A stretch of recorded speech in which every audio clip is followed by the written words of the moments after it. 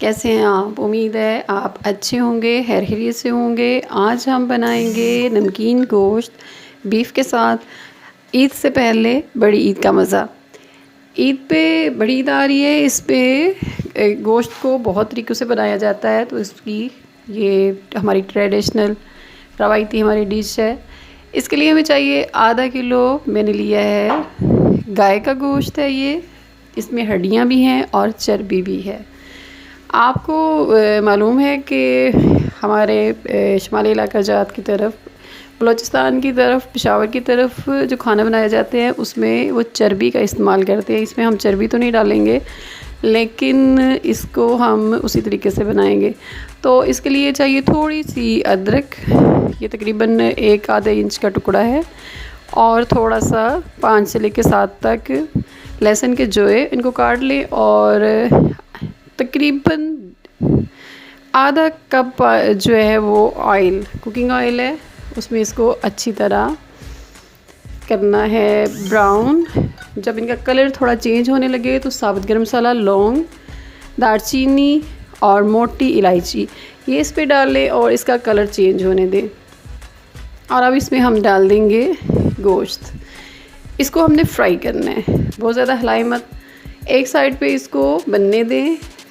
ये पानी नहीं छोड़ना चाहिए फौरी तौर पे, इससे वो इतना अच्छा इसका टेक्सचर नहीं आएगा, मज़ा भी नहीं आएगा। तो जब आपको ये लगे कि एक तरफ से ये फ्राई होना शुरू हो चुका है, उसका कलर चेंज हो चुका है, तो आप इसकी साइड्स चेंज कर सकते हैं। इस तरीके से पकाया हुआ गोश्त ये गले की खराश, ज़ुकाम, अगर आपको बड़े गोश्त से एलर्जी नहीं है तो ये आपके लिए बहुत फ़ायदेमंद साबित होता है। इसमें साबुत हरी मिर्च डाल रहे हैं, जो सुर्ख हरी मिर्च है वो डाली है मैंने इसके अंदर। और अब हम डाल देंगे काली मिर्च।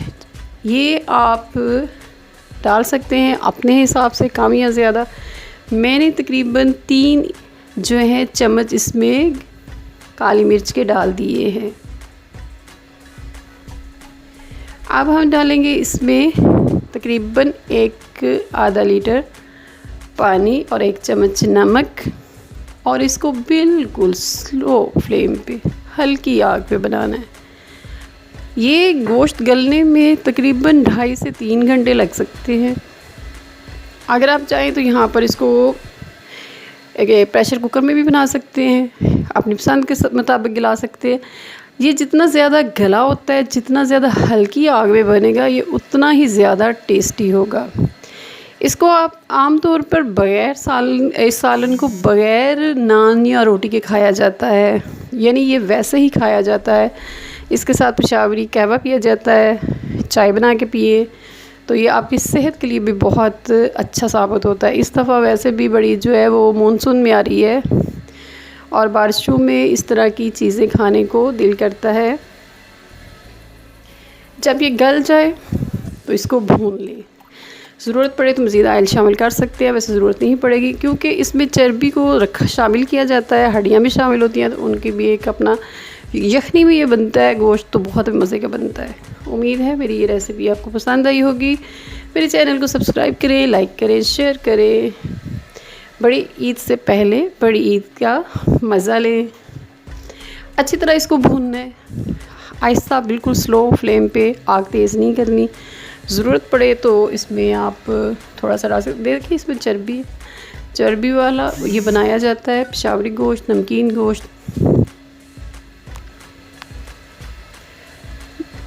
अपना ख्याल रखिएगा, फिर मिलेंगे एक नई और मज़े की रेसिपी के साथ। तब तक के लिए अल्लाह हाफ़िज़।